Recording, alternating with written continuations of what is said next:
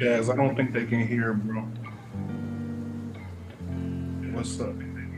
Oh, they can. Never mind. Sorry.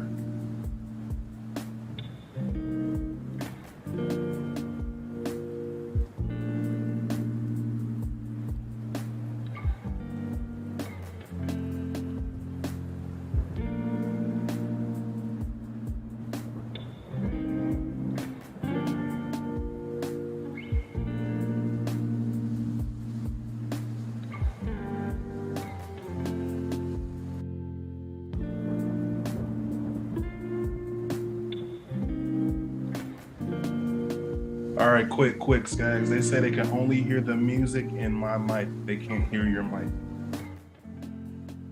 They all they hear is music and they hear me, but they can't hear you.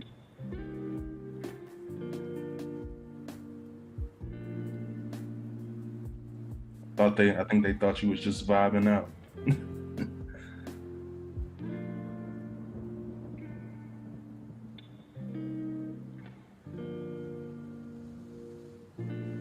We getting the technical difficulty situated, family. Just a moment. Appreciate y'all patience.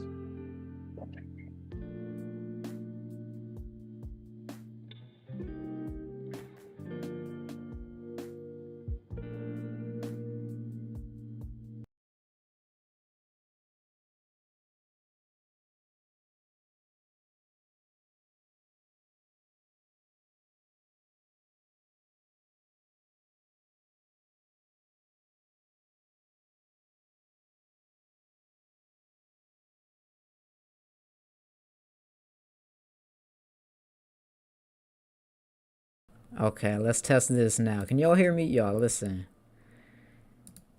I knew I should have taken it from the fact that nobody responded to me in the chats that you guys couldn't hear me.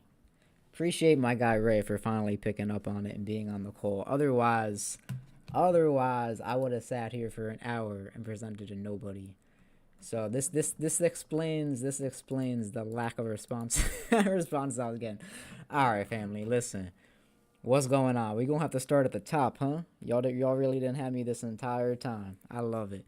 Listen, I just had to reset up the stream, family. My biggest apologies. Now Ray gonna have to hear my whole thing again.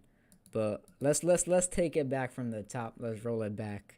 First off, family, happy new year, right? We back. It's our first live stream of the year. And I love that we started it off with technical difficulties because now we could be smooth the rest of the year, right? So listen, family, what's going on? Good to be with you guys. Let's start back at the top. We'll go all the way back to the top of the chat because I did shout out a lot of people that are on the call. First off, guys, now if you're on, feel free to drop your locations. I'm gonna reach out everybody out that's on the call. But yeah, it's good to be here with you all. I hope you guys had a fantastic holiday. Good New Year. Again, first stream of the year, man. So if you guys are new to the channel, welcome. If you guys have been rocking with us at the end of 2022, welcome back.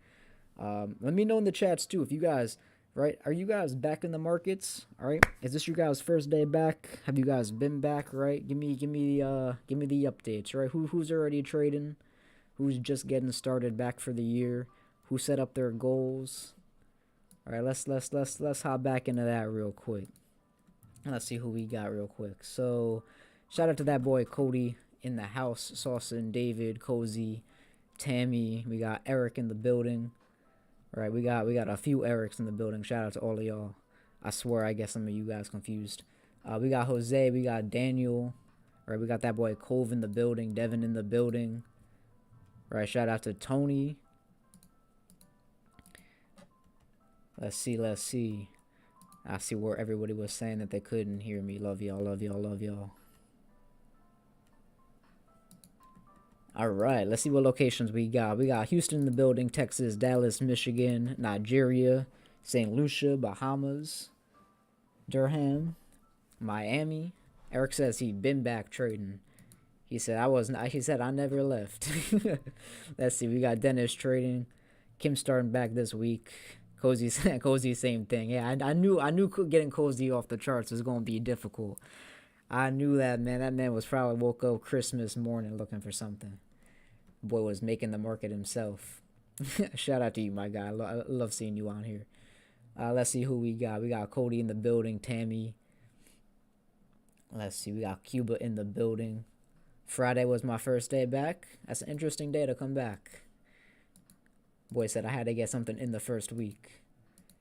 Still reading and setting goals. That's okay. That's okay. Listen, don't feel pressured to jump in either, family. Listen, we back live with you guys.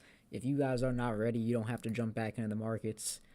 In terms of spreads, volatility and stuff like that, it should all kind of return back to normal, especially with it being CPI week. A lot of the bigger money probably already sitting back at their desks. But if you need more time, that's all what it is. This boy Devin said, just got my second pal. Yeah, bro, listen, when I was muted, or when you guys couldn't hear me, I actually shouted you out for that. I said, when I saw you on the call, I had to shout you out because it's already 2023 and this boy Devin already got a payout. So I love to see it. The stars align. Boy, starting off that year good. All right, round size, happy new year. Yeah, big shout out to all of y'all. It's good to be back with you guys. All right, cool. So now with that, family, listen, with that being said, now we could jump into some of the news events. And I'm gonna be honest with you, I just kind of went through this, so I'm gonna just really quickly kind of highlight the important news events that we have this week, and it really kind of just boils down to like, 3 or 4, depending on what currencies you trade, right? So one is gonna be the unemployment rate for the Swiss franc that's coming out. It'll be out by tomorrow morning. It's coming out, a little bit before London session. And then we have this yen news, right? We have CPI coming out for the yen. It is expected to increase from 3.6 to 3.8%. You guys know my position on this if you've been rocking with me throughout last year. You guys know I widely expect the Bank of Japan to begin to increase rates. This does not sound as much of a prediction anymore because the Bank of Japan has already began to, add this sentiment into the market. Over the holidays, they did make some statements. They were looking to kind of switch some stuff. And with all that being said, it's not really a prediction anymore as much as it is just inevitable reality. But I've been talking about it for months. The CPI number will help with that. So for those of you that remain super bearish on yen pairs with me, then we want to continue to see this number uptick. The only other important news, we do have Powell speaking on Tuesday, which is going to be an important event. This speech is mostly, I think, about the importance of central banks. So it's kind of just like an ego speech for them, really. They might mention some stuff about CBDCs, maybe. That's like it's like a rumor, I would assume, that could be associated with that news. Don't take my word for it. And then on Thursday, we have CPI numbers from the U.S., widely expected to drop down to 6.5%. This is a little bit more than a 0.5% move, pretty substantial move in CPI. As you guys know, I've been looking at the trend of bearish dollar, and if CPI continues to drop, that will give the Fed more reason to continue heading towards a pivot. And if they continue to head towards a pivot, right, that's going to just add fuel to the fire of a bearish dollar. So excited to see what this news kind of comes out with this week. Those are really the only main events. There are other events depending, like I said, on specific currencies. GDP for the pound on Friday. Again, that's Swiss news that's coming out. So there are a few other little news events, but again, these 3 or 4 that I kind of just highlighted are really the ones that I personally and recommend you guys to pay attention to. So that being said, family, we could jump into some charts. Or at least I'm going to tab over to charts for now. And I'm going to just real quick check chat and see if there's any questions on some of the fundamental stuff. Let's see, we got Brother Joseph in the chat, Sacktown in the building. What's going on? Been trading a little. The course is fire, by the way. I feel volume was the biggest thing I was missing. Luke, so there we have, there's 4 educators here, and we all have our own content, so I can only imagine you saying that with volume. I'm going to assume it's my course, and this is Skag talking, by the way. So I'm not entirely sure who's you're referencing, but yeah, volume is key. Big part of what I do. I don't know how many of the other boys really implement that, though. Shout out to you for that email you sent. Yeah, if you guys didn't take advantage of that holiday email I sent you, which is things that you should be doing at the end of the year into the beginning of the new year, I'm gonna just be honest, you might not be as serious about this as you think you are. And we're going to find out who the serious people are real quick, because we got a bunch of master classes and stuff coming up. And it's a lot of just really awesome stuff for you guys. Let's see what else we got in the chats. I'm looking more for events and rumors forward to set up. Yeah, so Eric, like, let's talk about that real quick. When we talk about, like, rumors, right? So, whoops, I meant to go back to this.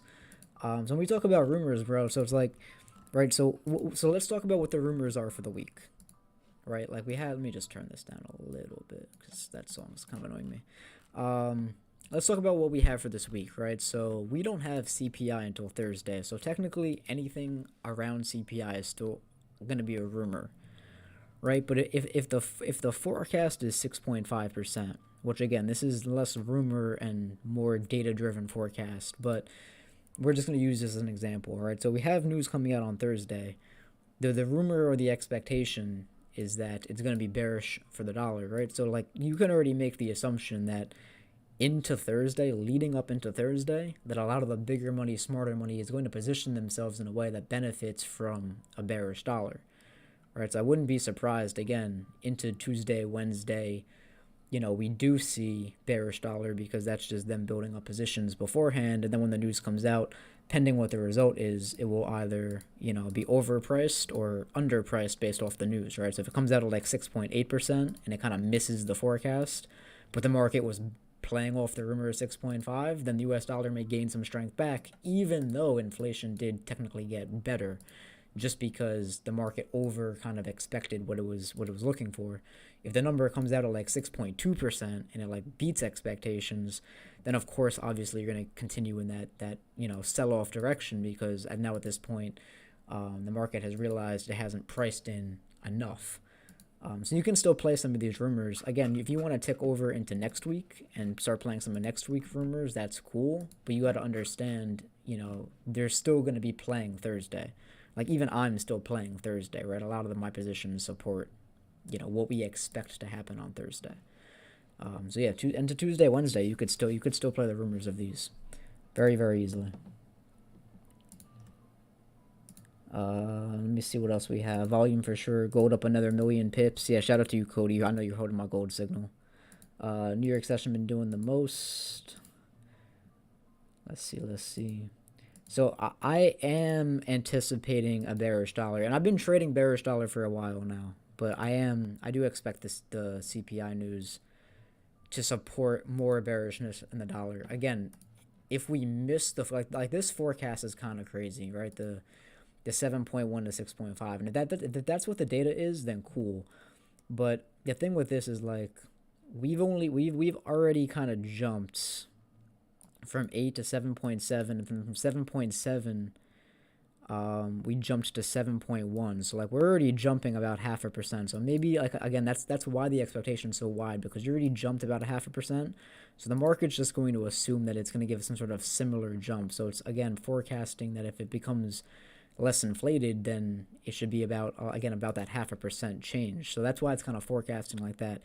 If the market is not ready, or the data just doesn't support back-to-back 0.5% changes, then even though the decrease in CPI brings a bearish dollar, the market might have exaggerated the expectation, and then you do get like a bullish reaction. So it really depends on what it comes out with, and whether this is exaggerated or whether it's not exaggerated or under exaggerated. And again, that's the game that the big institutions play, because they invest millions, if not tens of millions plus dollars to anticipate that data. We can try to anticipate it as well, but for me, it's more about positioning myself a week and a half ahead of this than it is, trying to play it again at the result. So that's kind of what I mean by that. But yeah, I am expecting, I will continue to trade bearish dollar. Can we look at oil? Yeah, we'll take a look at oil. Yeah, the SCAG course. Okay, lit. Yeah, I love and appreciate the support on the course. I mean, we all have A1 content, so. All right, family, let's jump into some charts. I know we got that boy right on here, too. I want to see what he's got. But I will quickly go over a few things here. And if you guys want to, drop some pairs that you guys want us to look at in the chat as well. We'll look at some of the most commonly related ones. Now, I will take a look at EU first, because again, we do have some dollar news this week, and that's going to be probably the market driving factor. So let me clean up some of my chart work from 2022, because I have not done any of this year. Don't even need that. None of that stuff really matters. All right, so listen, we've been trading this to the buy side for a very long time, and I continue to look to the bullish side. So really, what I'm looking at here, if I'm going to take the daily into account, is we really haven't done anything again since the holidays. So really, what I want to know is, one, I'm going to expect this to continue up. Right, because there's just a few obvious things for me. One, there's just the liquidity that we're kind of building up, like even above this wick. Right, we've tried to sell off. Again, we broke some structure. There's no major volume here. The market obviously is already recovered back up. I'm going to expect us to take out a new high. Right, I don't even really need to go too in depth of like what I see with volume or anything, but like this failed sell off and the rally we're getting right now makes me believe that, again, at the very least, liquidity will get swept. Now, the question is, as we move into this week, especially with CPI, I'm probably not going to prefer to look for sells even if we do swipe liquidity, because I do think, again, ultimately, EU has potential to, once it gets above this level, if it can sustain and if that CPI number supports it, we're gonna come up to this 110 level, give or take 109.50. Come fill out this wick. So already I'm gonna be biased in the sense that I only really want to buy this market. Now, unfortunately for me, this is not the type of thing that I buy into. So taking a look at this, I don't really have too many options. All I could really hope for is a short-term pullback into Tuesday, Wednesday that I can capitalize off of. And because we have this really wide, inefficient, imbalanced fair value gap, right, whatever people want to call it, I'm really not trying to play if price breaks below this area down into this inefficiency, right? When you have wide inefficiencies, wide imbalances like this, you want it to flirt with it, but you don't want it to play with it, right? You want it to just flirt with price a little bit in this area, in the top of the imbalance. Once you start to break into the 20%, 30%, 40% of this thing, you're going to fill it all out, right? It's give or take. It's either going to kiss the liquidity and go, or it's going to take her all the way. So I'm going to take a look at this. That's really what I see. When I come down to the 2-hour, 1-hour intraday time frames, again, this all looks very similar. The imbalance, the inefficiency all still lives here. We have some lone candles, which looked better on the 2-hour. If I'm going to be honest, that looks a lot better on the 2-hour.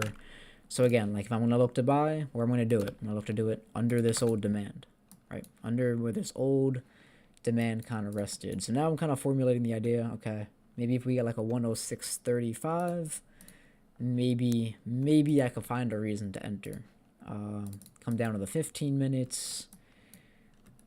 Again, there's no real structure or data really inside of this. None of this has been retested. This has just been what I call compression the entire way. Compression, smooth move, fluid, liquid, whatever terminology you attach to something that doesn't really pull back. There's no worthwhile pullback anywhere inside of here. If I was gonna play in something inside of here, this is a really interesting candle for me. Again, this that kind of lone candle, one demand candle kind of by itself. So if I kind of zoom this back out, though, again, look, this is in the middle of the imbalance. So right away, I'm really not going to be interested in probably most dollar pairs, because most dollar pairs are going to look like this. But if I had to build out what I expect this to do into Tuesday, Wednesday, Thursday, again, this is just what I would want it to do. Is I would want it to create some sort of structural high here, fall off, retest some of this demand, and then give me, again, liquidity that I can come capture later. But there's nothing here to suggest that, right? There's nothing here to suggest that. I mean, you can make arguments that, again, like once you play up into this liquidity pocket, or even like maybe above these highs, maybe it'll be met with liquidity and like you'll get that sell off. We don't have any of that data, and I'm not interested in selling, so this again doesn't interest me at all. This is gonna be my bias on most things, though. It's like if you guys were not trading this stuff last week, it's gonna be tough to find those nice entries. Like, what are you looking at on gold here? Like, gold is trading up at 1877. You know, there's really nothing, again, to the left that you're looking at. You know, again, like you might swipe, you know, this liquidity and come down, but until you get more structure over here, there's really just nothing to play with.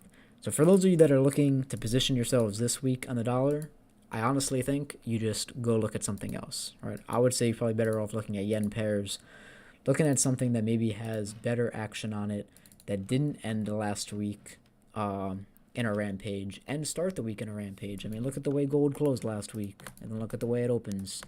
Right, so it's very bullish. There's no pullbacks. There's no real obvious areas to play. Again, if I was going to look to play gold, it would have to be below this price. And then even then, if it dips below here, there's a lot of inefficiency and imbalance. And I would need more data before I could really play this stuff. But long term, again, if we take a look at gold, I'm going to remain very bullish on this. You know, this kind of like reaccumulation here that doesn't really ever sort of correct. I remain bullish on gold probably for a very long time.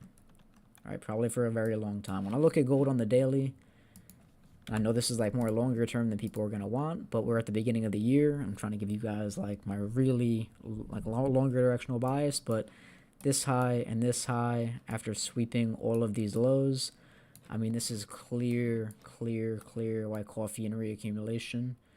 And again, like this might go a little bit parabolic. It might have to come down and reaccumulate for a while, but it's going to go capture fresh highs, right? We're just playing from weekly liquidity to what is a buildup of liquidity. This is a very obvious thing for me. But again, for stuff this week, guys, gonna be tough to play into something like this. NASDAQ, if we take a look real quick, we did trade this basically Thursday or Friday. I dropped this in the Discord for those of you guys that are a part of the Discord. If you're not a part of the Discord, I don't know, somebody drop the link in the chat, excuse me. But somebody drop the link in the chat for me if you guys can. If not, I'll do it when Ray's speaking. But yeah, we talked about NASDAQ basically below, again, all this liquidity here. I've been talking about it coming below this candle. I think it was like over here. I forget the exact day, but we had to remain patient for a long time. It came down, built up additional liquidity. I know a lot of people thought that we missed it when it was sitting over here, but again, because of the time of year that we were in, we got that opportunity. So if you guys did take this trade with me, again, I told you guys on Friday, if you have these positions, please don't touch them. Just leave them alone. Book partial profits on them. Hold them. This was the first trade that I've taken this year. It's actually the only trade that I've taken this year so far. It's working out wonderfully. And again, we're looking for much higher targets on this. I know I talked about, I think I talked about like 13,500. So, I mean, honestly, this is probably the more logical old target that I still have. So, we're still looking at like above 12,500. So again, you don't have to do anything on this. Patience. If you want to, again, find an entry on this, it's going to be much like gold and EU. It's going to be tough, right? It's basically reaccumulating right now. This is going to pop higher. Probably not going to be sustainable because this is a very small range. Will fall, and if we can get some pullbacks down here, then we'll look to execute with that with you guys on the live calls. But in terms of stuff, that's all I really have. GJ would be the only other thing that I urge you guys to look at. Because if GJ swipes above these highs and it pushes into what's probably going to be like this area on the lower time frames, I will probably look to stack into more of my sells. I'm actually kind of annoyed because I had an additional sell up here, but I let it go like here, like an amateur. So I missed out on like the actual move. But if we come back up into this area, I will be looking to go short I mean, I know a lot of the smart money people are probably gonna look at this as like a potential option, but yeah, I would urge you above this level. I'm gonna see what kind of volume comes in, and if it's very low, I'll be executing sales on this all day. You guys know my opinion. We're looking at this coming down below 148, so about another 1,000 pips out of GJ, if we can get what we want. But yeah, that's my analysis, guys. Oh, I know you guys really wanted oil. Hold on, I'm so sorry. Let's take a quick look at oil, and then I will give Ray his chance to speak. Actually, I think Ray might have. Gotta go do something real quick. All right, let's take a look at oil. So oil I haven't touched in some time. So let's take a look. Weekly. Yeah, so it's gonna be hard for me to remain.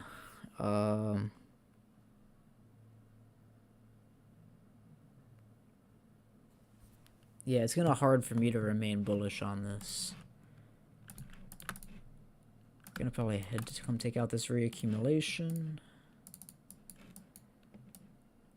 Okay, so I already have my liquidity that we're probably going to seek to the downside. I don't know if specifically we'll have an entry to get...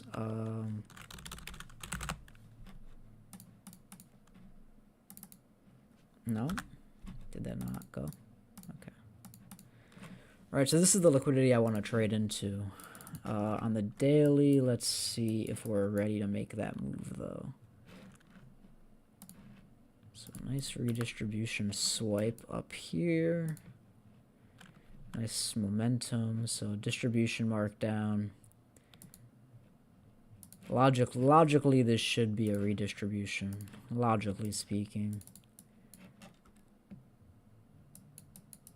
But this looks like it hasn't quite resolved itself.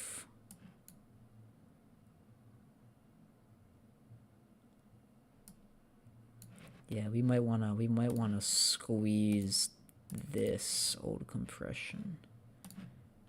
Just the high of the range. Yeah, for this, I would probably be looking to, if I was gonna continue my short bias, I'd probably be looking to go short up in this area here.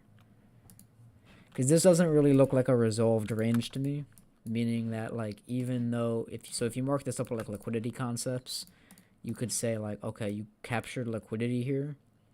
My problem with that though is that it didn't produce a worthwhile reaction. So it's like even though you grabbed this liquidity and moved down and moved back up, it retested, it sold off, but where did it go? Well, it didn't really go anywhere. So that makes me believe this is like what we call in like Wyckoff logic. It's basically just a fake signal, right? It's basically just a fake confirmation. This will happen to you a lot, where you think you get a spring or you think you get like a UTAD, and in the moment, like, I mean, it makes perfect sense. But as the market develops, you begin to realize that it's just more phase B noise, and that the range is probably wider than you expected. So the range highs are now more or less here. So this liquidity don't even matter. It's just phase B noise. Like now it's probably going to create like a better UTAD up into like the main supply, take out some of the compression here, and then maybe you can get that sell off. So I would look at 76.50 on oil.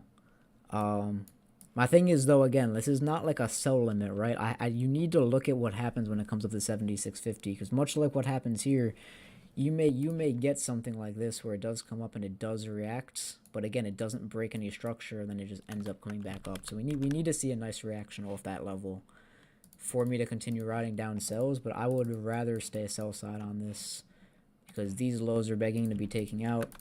And then ultimately you're probably going to take out this reaccumulation here. So oil probably is doomed to go down to about 61. I see that boy Ray is back, so I'll give that boy his spotlight in a second. But yeah, that's what I see on oil, family. Again, if you're going to be looking at executing on this, again, I would preferably like to see what the reaction off 76.50 is. Again, maybe it could push a little bit higher, but until I see what happens up here, I can't formulate an opinion past that. I can only just put my expectation of what I would want to see happen. That's one hell of a retracement. On what, Eric? Let's see. Links don't work. Oh yeah, the bot. Yeah. Oh, I'm sorry. Did somebody get timed out from the bot? I hope not. That means Bitcoin's buying till news. Yeah, you should be bullish, Bitcoin. I've been warning you guys about that. Greetings from the whole family from Colombo, Sri Lanka. Yes, my guy. Happy New Year to everybody out there as well. No problem on joining late, my guy. We understand. Appreciate you being on it all. Do you see a liquidity play on the EUG, AU pairs? I see it capturing liquidity to the upside, but I don't see those really pulling back too far for you guys. If you're not already in buys. Let me see what we got in chats. Let's see. A1 new on points. The information A1 run up the legs the least. I sent a 2-hour markup. Yeah, I'll check out. So if you guys have markups that you want me to check, I know a few people asked me this already. I will check out all the markups in the Profit Society community. I'm gonna let Ray do his thing, and then at the end we'll do that for you guys. Wi-Fi acting weird. Okay, Ray. Ray, you here, bro? Let me know if you are good to go live in a sec. Yeah, I'm back, man. What's good? How y'all doing today? Shit, I mean, I'm doing good. The family on the call is doing good, man. How you been doing? Better than amazing, man.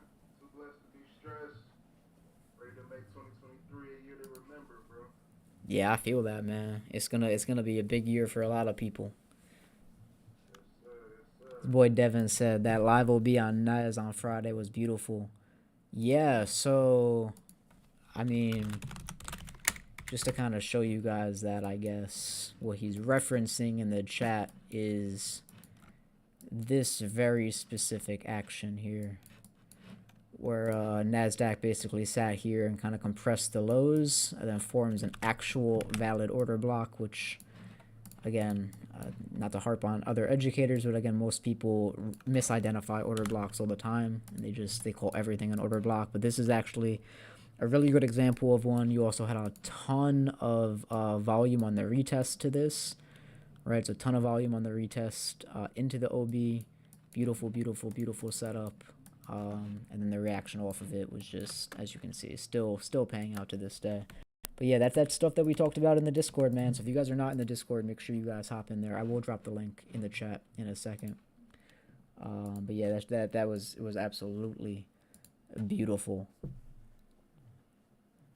Ray sounds low. I could see if I could turn it up. Ray, say something real quick, bro. Let's see if it's any better. Is it any better, y'all? Like I'm right in front of my microphone, so let me know if y'all can hear any better now. Hold on, it could be me as well. Hold on, family. Let me see. I could maybe change a setting. Okay, let's try this again. How about now, guys? Can y'all hear a little better now?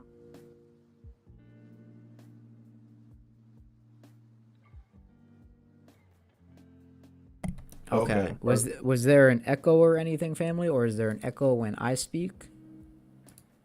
I just want to make sure we don't have an echo. Nothing at all. Okay, beautiful. All right, beautiful. Thank you. We always appreciate you guys letting us know. Because if you guys can't hear something, man, you gotta tell us. You guys let me go a whole like 8 minutes before. That's also my fault though. I wasn't watching chat. Cool. So now that we got the boy Ray on here, Ray, my guy, if you have any charts you want to go over, I will let you share your screen. Let me know when you're sharing, because I do have to just switch something over on the stream, my guy. But whenever you're ready, you just let me know. Got you. Just pass me host real quick. Oh, and, yeah, absolutely. I don't have a lot. I'll be honest. I don't have a lot. You know, I'll be more active in the markets this week just because, you know, the holidays are officially over. However, just from a you know, trading standpoint, you know, I see some stuff, but it's just not as much as I would. You know, it's not the typical trading day for me or the trading week. For me, you know, there's a couple things out there, but Um, let's see what we got. Make sure I use the app. Skaggs likes when I use the TradingView app, so let me make sure I do that. Definitely appreciate that. But yeah, I would say to everybody, man, if you guys didn't know, TradingView does have a desktop app. It's phenomenal, way better than the browser. So I'd advise that to everybody on the call. Right.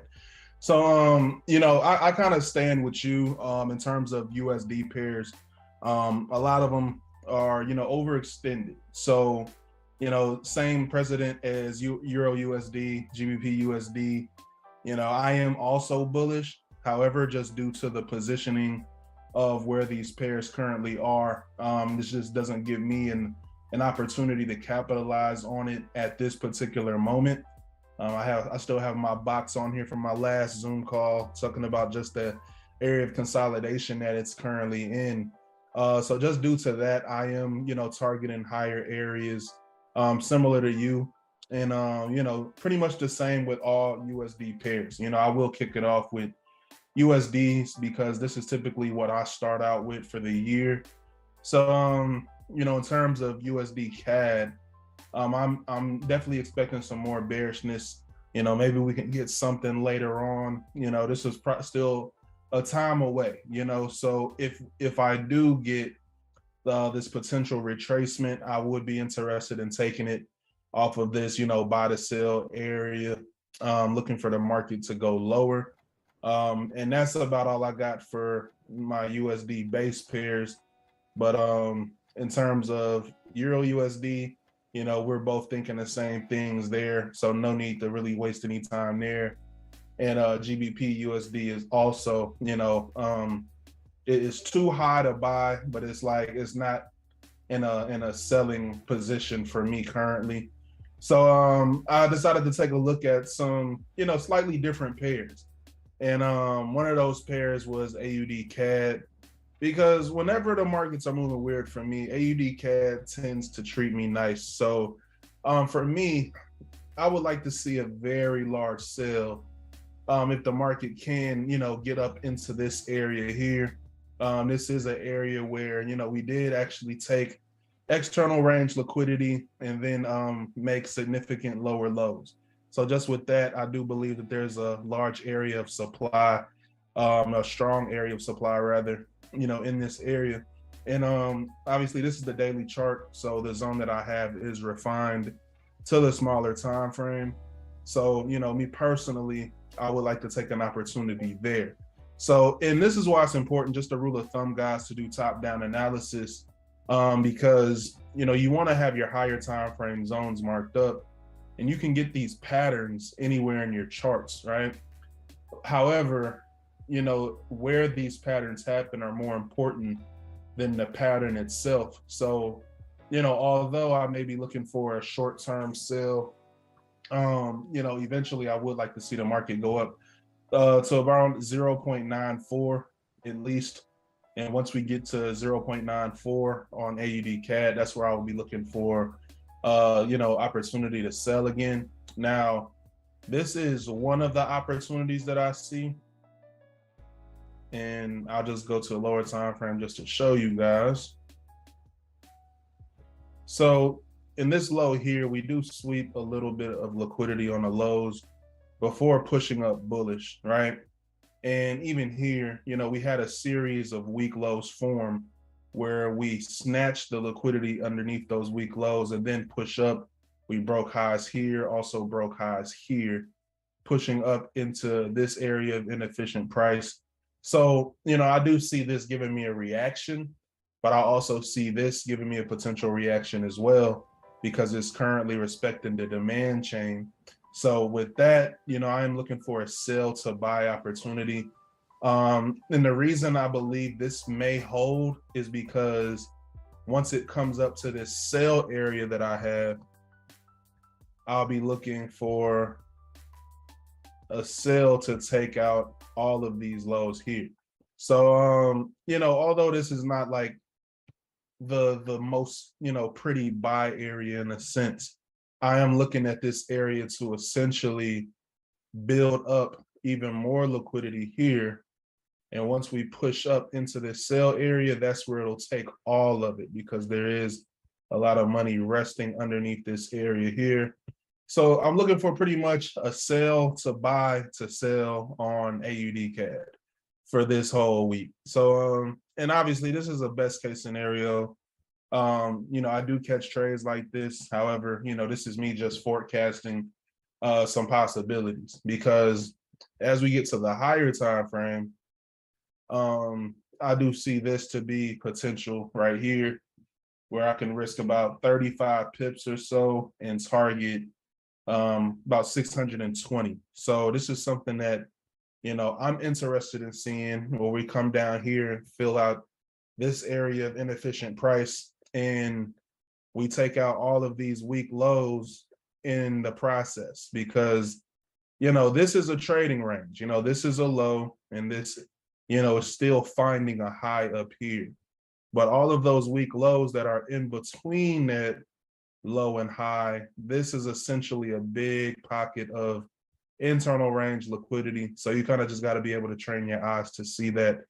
I like to take the weak highs that are in between, or the weak lows rather, that are in between the strong lows. So if I have a strong low here and I have some weak lows here, I'll look for all of those areas to get taken out when the market decides to sell. So I am looking for this potential sell opportunity here. Now the thing is, I understand that this is somewhat counter trend. So, it is also Sunday. I'm not saying this has to be like a full margin type of thing, but I am paying more attention to the fractal nature of the markets, right? And understanding how the markets are fractal in nature, this may not be the big sell that I'm looking for. However, that doesn't mean that I can't participate, because, who knows, that big sell up here on the 4-hour, that might not happen for another few days. So that doesn't mean I just sit on my hands. And, some people do. I'm not going to say you're wrong if you just want to sit on your hands. But for me personally, if I see myself in a situation where I have to be a little more patient, I'd rather just go to the lower time frames and see if I can find a proper pattern that fits my bias overall. So obviously I feel like the market is still buying. So I want to sell down to an area to where I can potentially buy again. Once I buy again up into 0.94, I'll be looking to sell for about 600 pips. All right. So that's my AUD CAD bias right there. Let me make sure I check the chat real quick. See if there's any questions.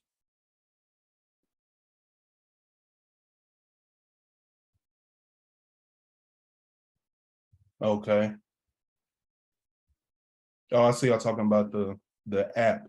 Well, yeah, they actually have an app for your desktop too. So, I'm currently on my desktop, and it just looks better because you don't have a lot of different tabs open. Like usually you'll see YouTube, you'll see, a lot of different tabs at the top of the screen. So this way you can kind of minimize it to trade and view only. All right. So, here again, I am looking to take a sell. I'm actually about to take one right now. So, take with that information what you will. If you want to just be a little more patient and not trade against the trend, it's understandable. But for me, you got to risk it to get the biscuit. I ain't scared, and that's the one thing about being a successful trader. And it's not about being reckless, but you also can't be scared, So that's just my ideology on trading. Don't be reckless, but also, put yourself in position to make money, because at the end of the day, you have to trade your edge. If you see your edge, then take it. Like, and over time, you're going to be profitable regardless, as long as you're disciplined. So again, don't be reckless. Don't, take trades that don't add up or don't, meet your requirements and your confirmations. However, if it's there, then take it, because anything can happen. And you sitting there trying to predict every last move in the markets or whether or not it's going to win or lose, that's how you miss out on opportunities, right? if you take every opportunity within reason, then you will be profitable over time. All right. So again, this is what I'm taking currently. This is how I will be starting out my Sunday, starting out my trading week. So we'll see what happens. I do like the little boost of volume that I'm seeing currently. And a lot of people don't like that. However, what you want to notice about trading is when the volume comes into the market, that means that there's active participants, right? So in a lot of times it'll be the participants that you need to move the market the way you want the market to move. So, I'd rather trade when there's a lot of volume in the market versus, very little to no volume. And, my definition of volume, it may or may not be everybody else's, but I'm just looking at the amount of volatility that's currently going, that the market currently has. So I'm not necessarily pulling up a volume indicator, but I am just paying attention to the size of the candles itself and getting a good idea of who's actually responsible. Because us as retail traders, we don't necessarily have the ability to create larger candles in the market.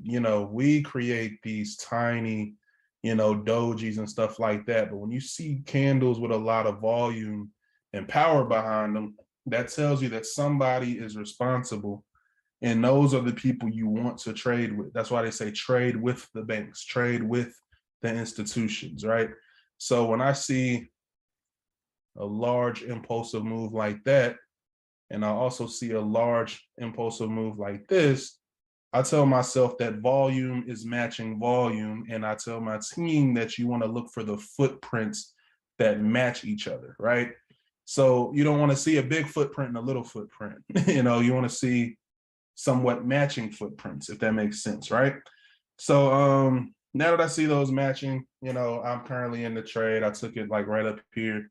I'm giving myself about 23 pips to play around with. So the market's going to do one or two things. It's going to hit stop loss or take profit. Either way, I'm cool because I've accepted the risk.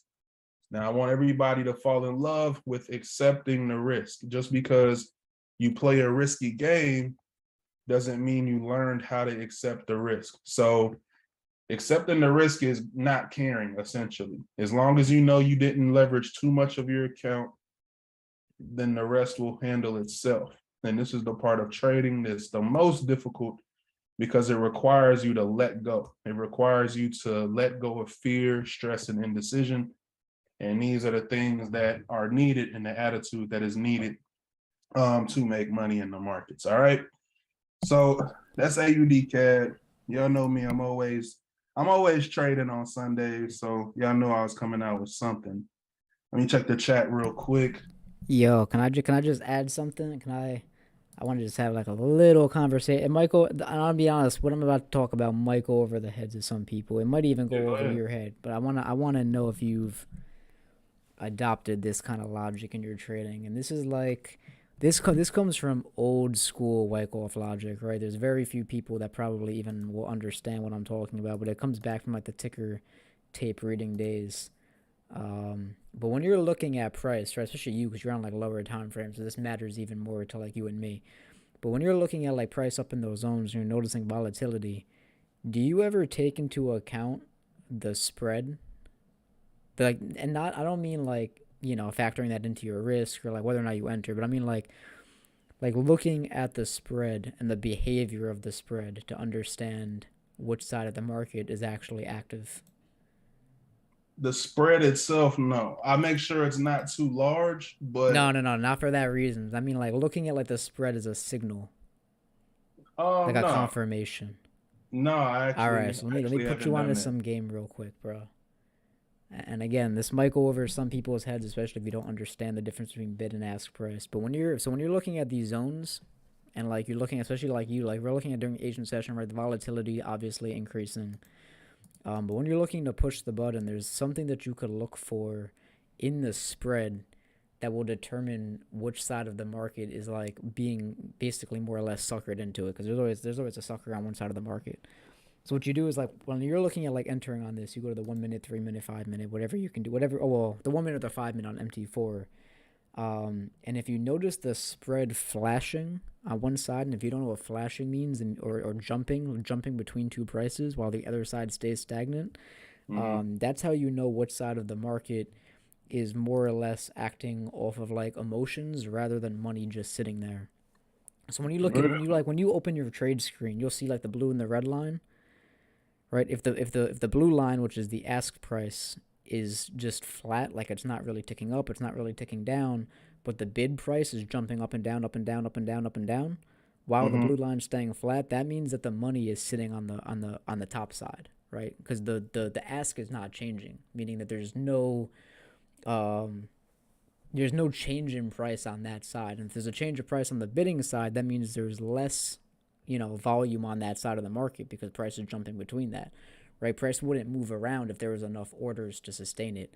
So you could actually use spread, and it's a very advanced concept. That's why I don't even speak on this. It's probably my first time like speaking on it.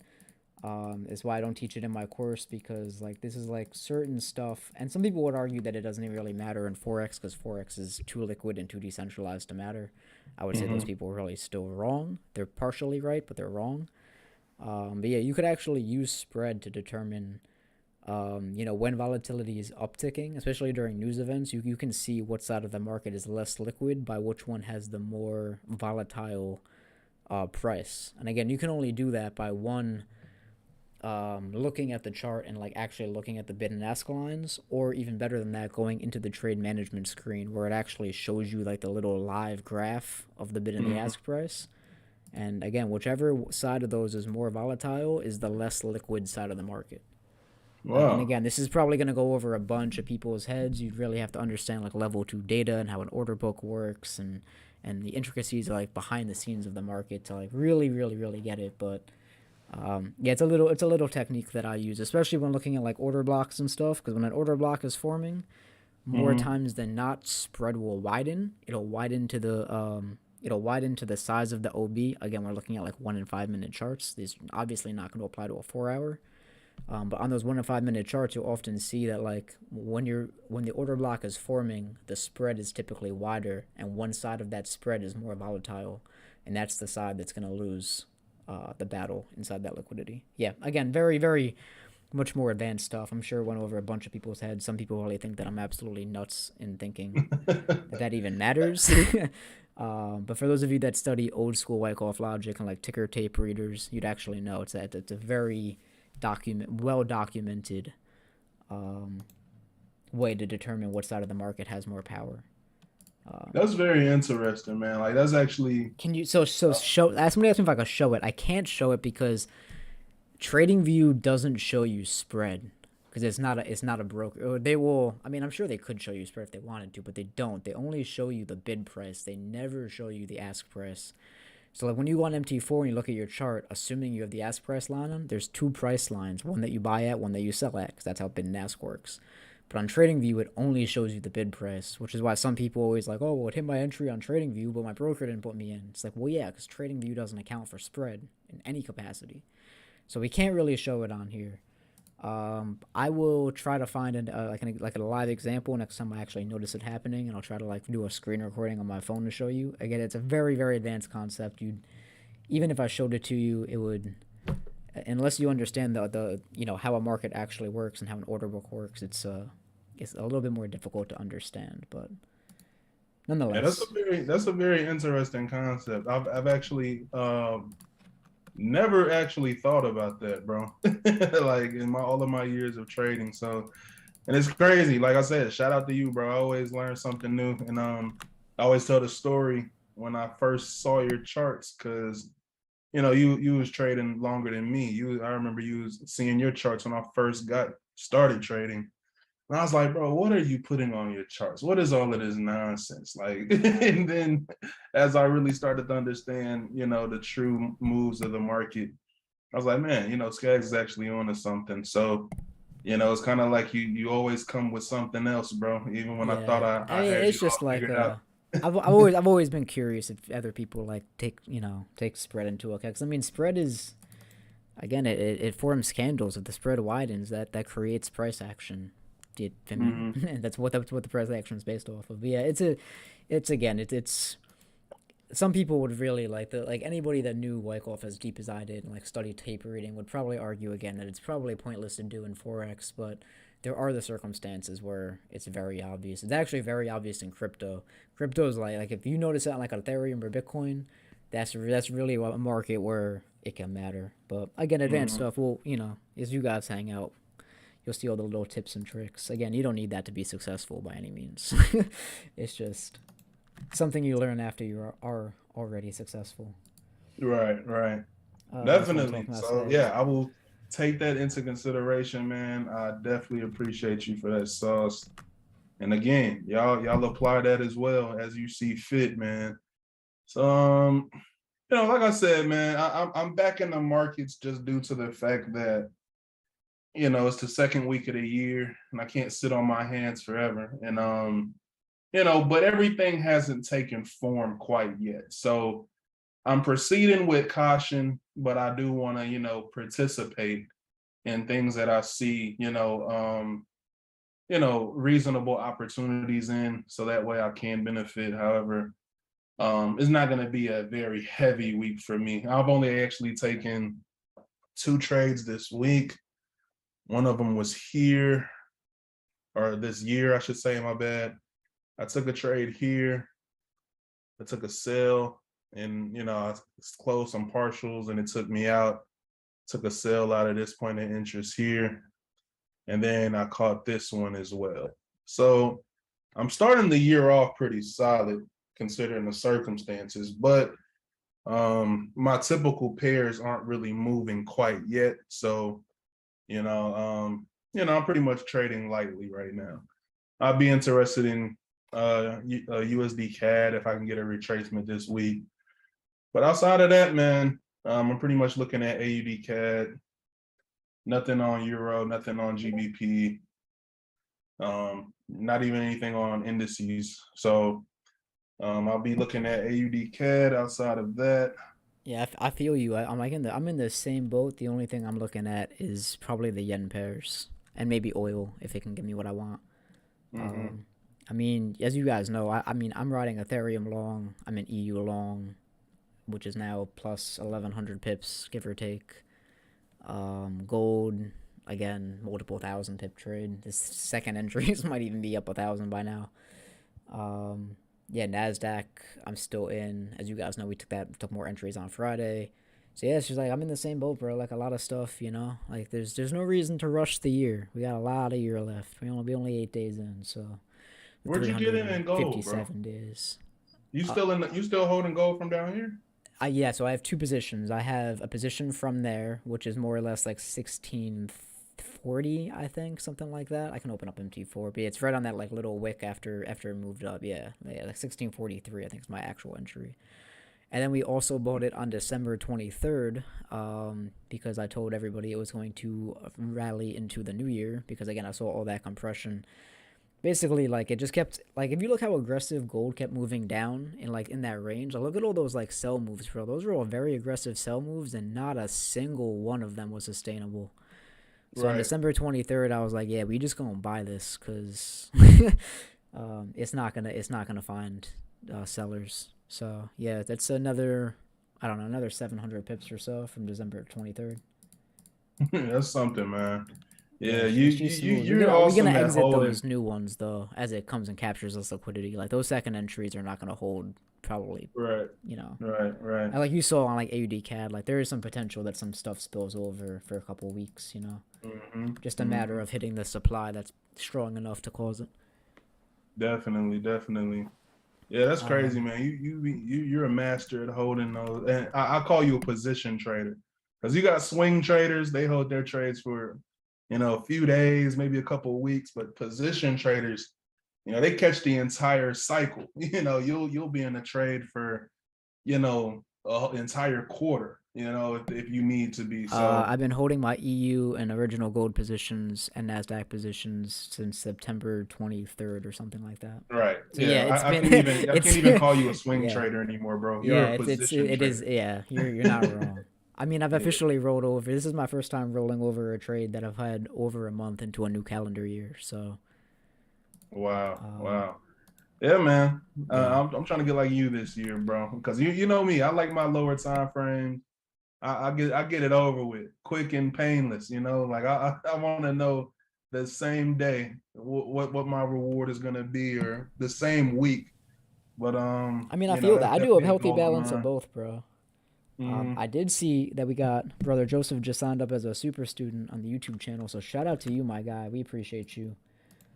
If you didn't know, if you are a student or if you are supporting the live stream and just showing love like that, if you connect your, and you're in the Discord, obviously, but if you connect your YouTube and your Discord account, you will actually get a private section of the Discord for people that are showing support on the YouTube live stream. So just kind of keep that in mind, my guy. Since you did support that, we greatly appreciate you. And for those of you guys that do have it, just understand that as well. You guys have a separate section on Discord that you guys can kind of reach us at. Um, so you don't have to write in the main community with the other 400 or 500 people that are in there. Um, cool. So let me see what else we got in the chats. Yo, re-explain that. I understand, but I'm looking at the spread now. Oh yeah, Eric, you're probably a little bit behind. I could switch over to mine real quick though and just show you an idea of what I mean. Oh yeah, go for it. If y'all took AUD CAD, moving nicely. So just hold that. Maybe partial out if we take some lows. Um, only up a few pips, so we'll see what happens. But yeah, that's all I got, bro. So if you want to take your the charts back and show them a little bit about that spread sauce, go for it. Yeah, I just switched it over, so you can either stop sharing on Zoom or just leave it in case you plan on. I do things a little different. But yeah, anyway, family, we got let me see the best way I can like show you guys this. Honestly, the best way would probably be to just draw candles here and all right, so let's just say, and I'm not going to change colors or nothing. Y'all are just going to have to deal with the fact the candle looks like this. I'm not going to mess up my color scheme for this. All right, so let's say this is like a closed candle, right? We're opening up a brand new candle. Let's just say, it's blue. So let's just say it's an up candle and this is a down candle. I'll just change this to red, even though I don't want to. Right, so this is a new candle here that's forming. So basically what I'm talking about is when you're looking at the spread, right, there's going to be two lines on your MT4. There's going to be, let's just assume that the ask price is up here. Right, so the ask price is up here. And then the bid price is currently here, right? So this is a new candle, this is your spread, right? So price is down here in terms of the bid and the ask is up top. When I talk about like flashing, like let's just say, previous structure of this was, watch, let's even do this, right? Let's just say, price was moving up like this, right? So, we had a whole liquidity build up, we're grabbing liquidity, we're moving up, move bullish. Now we're creating, a potential candle here. When I talk about the spread being volatile in just one direction, when you're looking at the red and the blue lines in MT4, and you know what, I hate doing this, but I'm gonna just do it. Right, so you have your red and blue lines inside of MT4. That might not even be the right way, but it is what it is. And again, in this scenario, right, you have one side of the line that is just going to stay the same. So like the spread is changing, but it's not changing up here. Basically, all the spread that's happening here is the spread is just ticking back and forth. Right, ticking back and forth, price is jumping down, price is moving up, and this is making the candle move. Like the candle will move with this line, right? So it moves down, the candle moves down, right? That's literally how that works. Right? We all know this is how the market works, right? You can't buy or sell at a price that is not currently being bidded or asked on, right? So as it moves around, the candle moves as well, but it's only moving on one side. So like you have this kind of stagnant wall, and the reason this is happening is because up here there may be like $1 million worth of orders. I'm just gonna use a million as just like you know, just a filler kind of number, right? So there might be like $1 million worth of orders up here. So unless like there's enough power to break through this, you're not gonna move any higher than this. But down here, you know, at this price, there's only like $5. But there's also like, you know, $10 here, right? It's less liquid down here. So basically, it just means that there's an order sitting in the market on one side. And because this side is less liquid, if this person decides, okay, like, I don't think I'm going to get this price anymore, and they start moving their ask down, because this is less liquid, these price levels are just going to get obliterated, and price is easily going to move down. But you can spot this as it's happening live, because again, you can see that just that one part of the spread is staying stagnant while the other side is usually flashing. And sometimes you'll see this before in news. If you've ever seen your candle like do something crazy like this, like I know you guys have seen it during highly volatile times. You're like, you know, and it's just like bouncing back and forth. It's just like freaking out. And sometimes it doesn't even like push higher. It's just like this. Like that's what I'm talking about. And you'll see it. And it only does this for maybe like 2, 3, 4 minutes. Again, it's usually before like a market open or again in a very liquid area. So like typically like it's not going to be sitting there and doing this for like 30 minutes. You're like, oh my god, like what is this doing? It's like, no, it does it only for like a minute, 2 minutes, 3 minutes as it's like filling out this order. And because there's no liquidity here, and it's just going to keep jerking back and forth, back and forth, back and forth, back and forth. And because you have this one price that's not moving, you know that there's more liquidity here. Does that mean this price level holds? No, because buyers could eventually bid against this so much, this $1 million, you know, turns from $1 million into, you know, 700,000. And then more orders come in, and it goes to 500. It comes in and comes in. But, you know, in order for that to do that, it's not going to be just one candle, right? It'll be like one candle. It'll probably wick up. Then you'll probably get another candle that starts to push higher. But I'm talking about just this one candle, and it's doing something like that. And especially if you notice this, and then it closes back down, more times than not, this is protected price. So, again, a very super advanced concept. Again, a lot of people probably looking at this like this makes no sense to me. I don't even understand what's going on. Again, it's not easy to visualize without MT4 and, like, it actually happening. But hopefully this visual helped a little bit, you know, with that concept. Again, though, if you guys are beginners, and a lot of you might be, and I know a lot of you are, I wouldn't, again, take this as, like, something that you should really focus too much on. But yeah, hopefully that helped. If it did, let me know. And as always, we could adjust. You're having difficulty entering the Discord, then DM me on Instagram at @BuyScag and just send me a screenshot of what you're having an issue with, and I will solve it. If we get a pullback, I'm going in for a small sell. Oh, that's about his AUD CAD. Yeah, brother Joseph, we appreciate you, my guy. Big love, my guy. Appreciate you. Got to turn that ask price line on in chart settings. Yeah, you actually got to do that. Yeah, you do have to do that too on MT4. So you won't even have the bid and the ask if you don't turn the ask price line on, which, again, a lot of beginner traders might not even have it. What does 2023 Ray and Skag say to... Oh, that's a good question. Ray, you still on, bro? I think Ray had to go do something. Yeah, Ray may have had to go do something, but if I had to say something to my past self last year... I mean, this is more or less just asking me my biggest lesson. My biggest lesson is you can make a lot more money doing a lot less. Like, you heard it from Ray before. Like, I am in a lot of trades that I've been holding for like 4 months now. And this is the longest I've held this many trades for this long. Right? My longest hold is about 8 months. But that was one trade.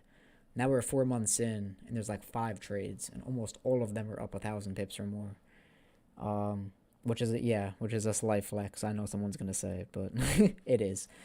So I would say that's probably my biggest lesson. Like, if I had to tell myself something in past years, is man, you could do a lot more in the markets with a lot less. Like, you don't need to trade every day, and in fact, you really shouldn't be.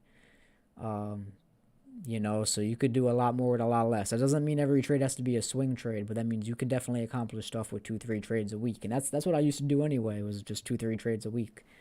But now it's like I could do even a lot more with even a lot less. So that would be my advice. Ray is back on the call. Ray, there was a good question, bro. I kind of want you to answer it too, but it was What would 2023 Ray say to 2022 Ray? And if you hear, you could answer that, my guy. Wow, that's actually a phenomenal question. And that's a question I haven't even thought of. But if I could answer it the best way I could, I would say give myself some credit in terms of having a lot more optimism in 2023 because obviously, without going too deep into detail, y'all, if y'all know me from the past few years, this is a transitional stage in terms of, what I've been doing for the past handful of years. And at times it could feel strange when you're kind of in decision mode and stuff like that. But as an entrepreneur in general, you're either your business is growing or you're growing, right? So your business is either doing great and you're just reaping all of these benefits, and then there's a season where you're building and you're learning and you're growing. So that way you can move into your next season. So it would just be to embrace the seasons and understand that everything as an entrepreneur happens in cycles. So like I said, I've been doing the same thing for 5 years. And last year was a year for me to kind of pick up a lot of new businesses. And I have money, but then it's like, what do I invest in, and what do I do this, what do I do with this? And it was like a year for me to really learn and grow. So for 2023, I feel like this is going to be a year of separation for me because again, I took a lot of time last year to learn and to elevate myself as a true entrepreneur, and not just somebody that can trade and has a lot of influence, but having lots of passive streams of income and stuff like that, which you don't just snap your fingers and this stuff happens. It takes time. So being able to give myself credit for what I accomplished last year, even though it was one of my more quiet years in terms of being seen and stuff like that, I still accomplished a lot behind the scenes and that I'm actually proud of. So that is putting me in position to, make 2023 the greatest year ever. So just embracing the journey, man. In 2023, I'm definitely going to put the pedal down to the metal and with all of my business ventures. And that's what 2022 gave me an opportunity to do, is build a proper foundation. So and that's just not even trading. That's like a lot of other things as well, because I'm a trader, but I'm also like a serial entrepreneur. So, for me, it's like a lot of things on my plate on a day-to-day basis that required a lot of growth that I didn't even recognize at the time until I was going through the process of building things up. So just embracing the journey, man. And that's probably about it. Embracing the cycles of entrepreneurship. Yeah, that's a great answer, bro. I love it. How long have I been trading? I've been trading since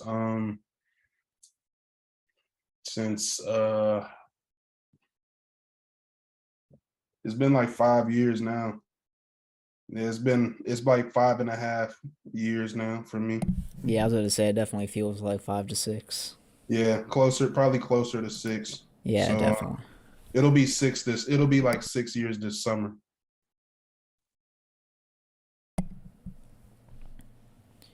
Sheesh, man. I think about all the time how I still don't even have my 10 years in this.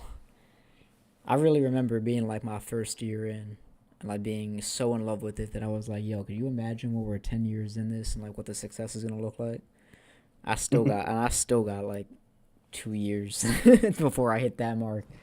I Right. am getting up there though with these 8 years of experience, but yeah, it's gonna be crazy, bro. A whole decade of trading, man.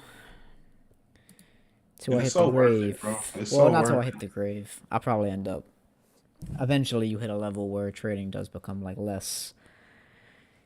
It's less scalable. I will say it is more or less. People say infinitely scalable, but it becomes a different game at a certain scale. Like you can't it's not the same game when you're dealing with, you know, multiple 7 or 8 figures, 9 figures than when it is when you're dealing with like 4 or 5, 6. You can play way more aggressively with 4 or 5, 6. So let's see here. Yeah, no problem, guys, for explaining that a little further. Glad it actually helped out as well. All right, listen, I'm gonna go over maybe a few charts from the community real quick. Just give my opinion on some stuff that people have done, because I know you guys wanted to do that. And then I really got nothing else for you guys. So let me come over to the browser here real quick. Let's go over to the community. And if you guys are not in the community yet, remember, you guys can sign up absolutely free. Just head over to profitsociety.co, hit that get started, and you guys can go grab your little free community accounts. I did see somebody ask before if we can make a chart sections in the Discord. Guys, the Discord is for discussions only. If you have charts, articles, videos, stuff that you guys want to share, it is for the community, right? That is what the back end of the website is for. You guys can very easily just copy your links, right, from the back end and post them in Discord if you want to quickly share them. There's no problem with that. But yeah, just wanted to kind of clear that up. But yeah, let's take a look at some of the community charts real quick. Let's see, we got Eric with a little gold play. See, I was kind of just looking at this. It's so funny. I was literally just looking at this myself. So I may actually take over to my chart, 'cause that's kind of funny. So let me just come over to here real quick. I was kind of looking at the same thing. The only reason I was even really looking at it is because of first off, I don't put any lines on my chart that aren't major liquidity, right? So we know that we're taking major liquidity above this wick, which is the only reason I would ever even remotely be looking for like a fade off, right? I'm still bullish, but like, again, the first time that you flirt with liquidity, usually, again, you get a little bit of a fade off.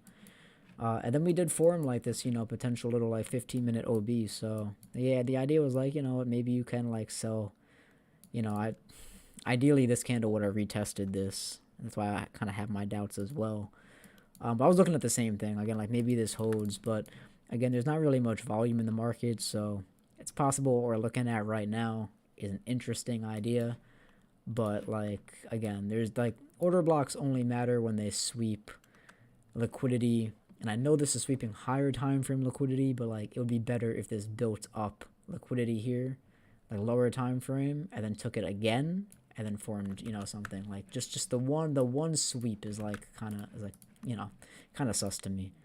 So does it maybe work?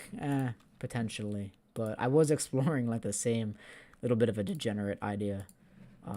So I do like the idea, but again, I would look at that, and that's a high risk trade for me. Like it's like I would rule that as above 80% chance that it fails, which doesn't mean I won't try. It just means that I know I'm accepting a risk. I'm not going to drop 2%, 1% on a trade I'm 80% certain is going to fail.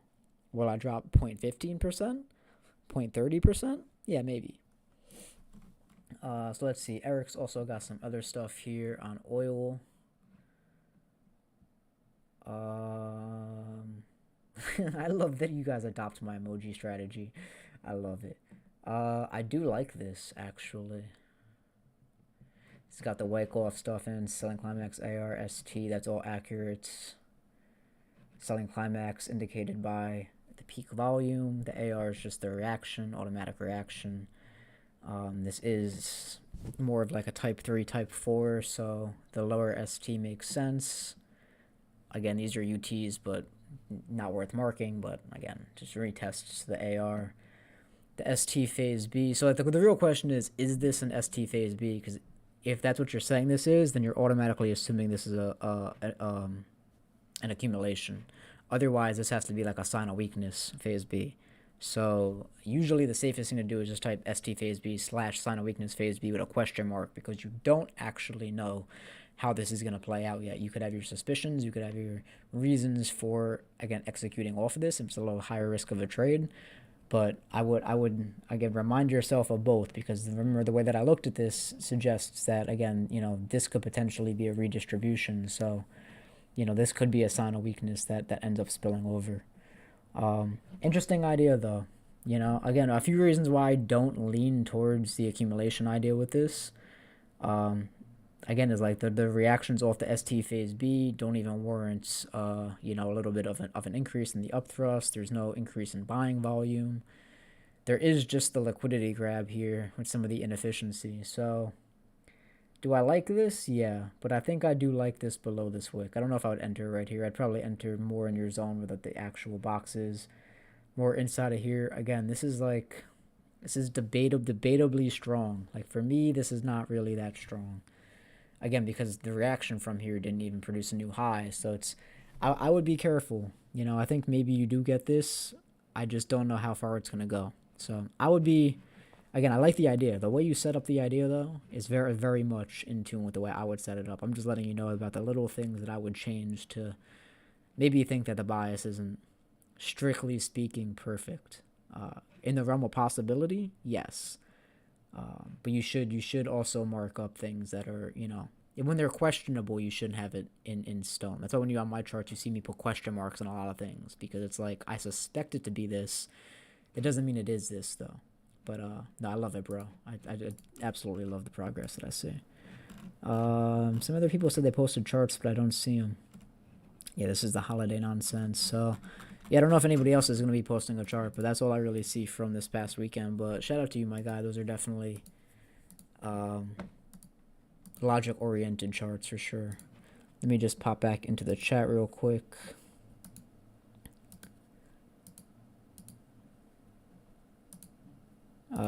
It's definitely high risk, especially with last week's momentum. Yeah, exactly.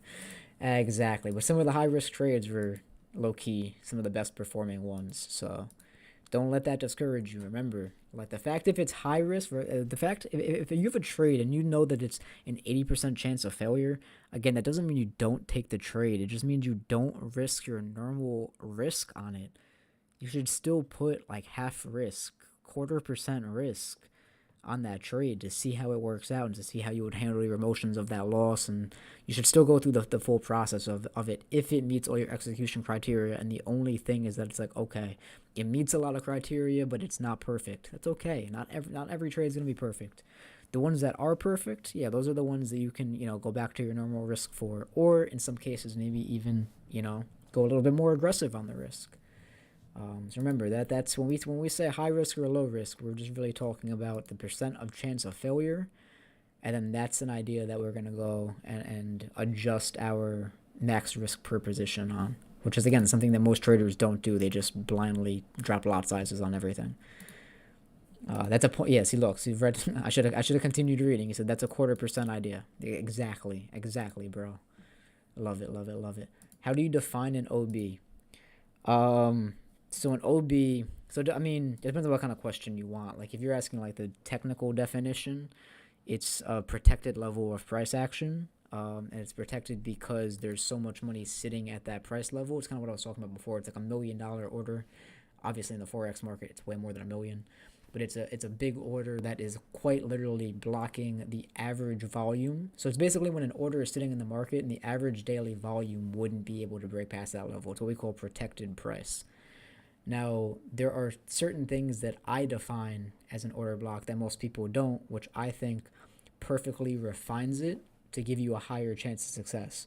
So for one of those things for me, and all of this is covered in my course, but I'll give you the one key thing. I mean, they're all key, but this is probably the one key difference between me and most people, is that for me, an order block has to be a climax candle. And by climax, I mean the absolute highest or lowest candle on a chart. And if I just switch back to TradingView real quick, the reason why we might say that this is an OB is because it's climactic structure, right? There is nothing above this order block, potentially, which again is so far holding price below it, right? So if this is protected, again, it has to be a climax candle. It can't be something like this, or it's not a climax candle. This is not an order block. This candle is below this. It's not climactic, because an order block is protected price action, so there should be nothing above or below it. So you can only find them at the tops and at the bottoms, right? You can't find them in the middle of a range. Now, we do look for structures like this, but they react differently, so they have different names. We call them continuation blocks or liquidity blocks. because they act different. They don't act as protected price action. An order block, in theory, price should never surpass that price, right? So it's like with Nasdaq. Like when we look at Nasdaq from last week, the reason why, again, like if you look at this, all right, look at this just from like a technical standpoint, right? Again, you have a climactic low candle. It's the lowest candle here, right? And then you get the nice order block structure. This closes strong. Look at how hard price moved back down to this and with how much volume. But because this is a true climactic order block, there's so much money sitting down here that, again, the average daily volume will not surpass that. It will literally absorb all of it, which is another concept that I teach. And then, you know, the market can take off. So it has to be climactic, which is the thing that most people mess up on. I see it all over Instagram. I see it all over YouTube. And people just say, like, oh, well, when it doesn't work, it's okay because, you know, the risk to reward is in your favor. And that's true. In most cases, you know, these are going to produce 1-8 with 1-9. So you can lose on like a fake order block like 6 times and you could still be profitable. But I'm in the business of teaching you guys the correct stuff and not just, you know. Again, there's little intricacies to everything. And the climactic feature of an order block is crucial. So yeah, that's how I define it. Okay, this for oil where I know you're looking for sales. Want to see how my analysis, yeah. I had that question mark at first, but then I took it off. That's fine. Again, I mean, I would leave it, but that's just me.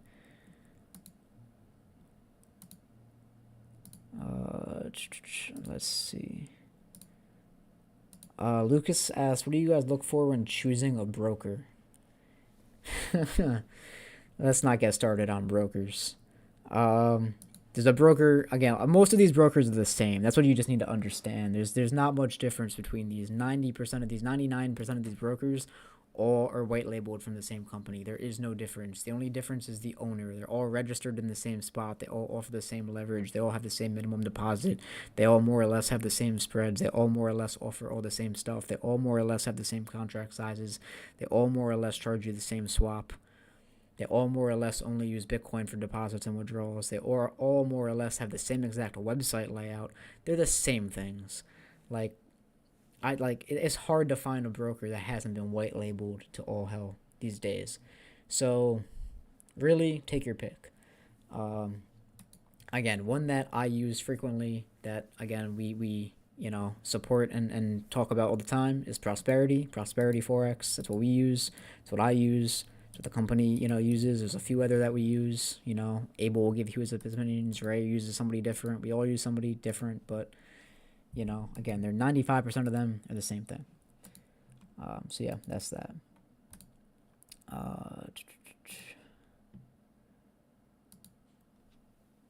Cool. Anybody have anything else? Oh, Mr. Victoria wants us to go over GJ. Yeah, I got you, bro. Good to see you on the call, my man. This will be the last thing I kind of go over. We already kind of went over this before, but I'll just kind of revisit this for you. And then we'll kind of shut the stream down because we've been on here for about an hour and a half. Again, it is the first stream of the year, so we love and appreciate you guys for being on here with us. But my guy, what I see on GJ is really just, again, we're trading inside of what's probably going to work out as like a reaccumulation or, you know, a failed reaccumulation by the end of it. So basically just a lot of liquidity build up above this area. You're continuing to make, you know, higher lows into the same resistance. So most retail traders are going to look at this as like a pendant or a wedge, ascending triangle, right? Whatever your fancy triangle phrase for it is. And for me, I'm really just looking for it to, you know, break above this, play with some of these other supply areas. Preferably, I'd like to see 160, 160.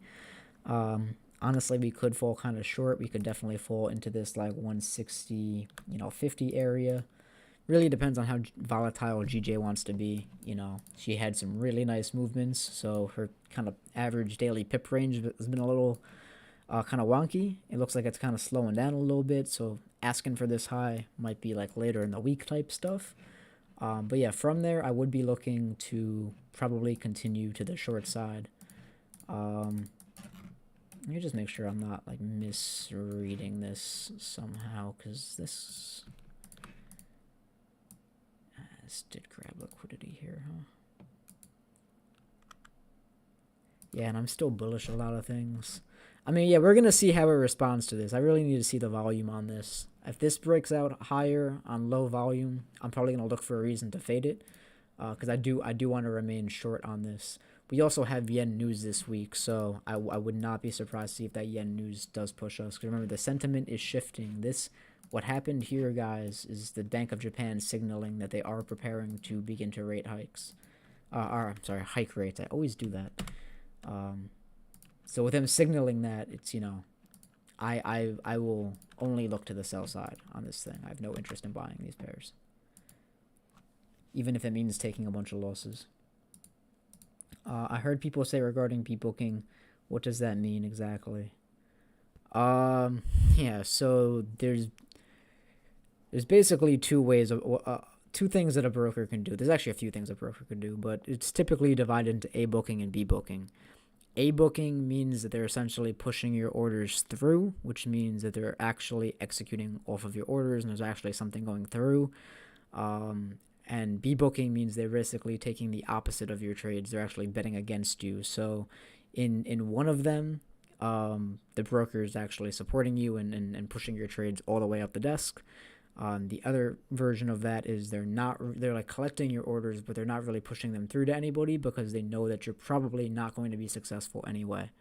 Now, whether or not the broker does this doesn't really matter to you as like an individual, right? It really mostly only affects them. Like them B-booking you doesn't really do anything. If there's a B-book broker, they may quote unquote manipulate spreads, but all of that other stuff that they may do would be very apparent because you would be able to see it in your MT4 but not see it on any other broker. Then you know it's something that's happening on yours. I wouldn't really worry about whether or not the broker is betting against you or not. I would say what's more important is you just knowing that you're profitable no matter what. Because if you're profitable, a broker is not going to B-book you, right? Once you start withdrawing and stuff like that, even if they are a B-book broker, they're going to just whitelist you, and they're just not going to bet against you. They're going to be wiser than to do that.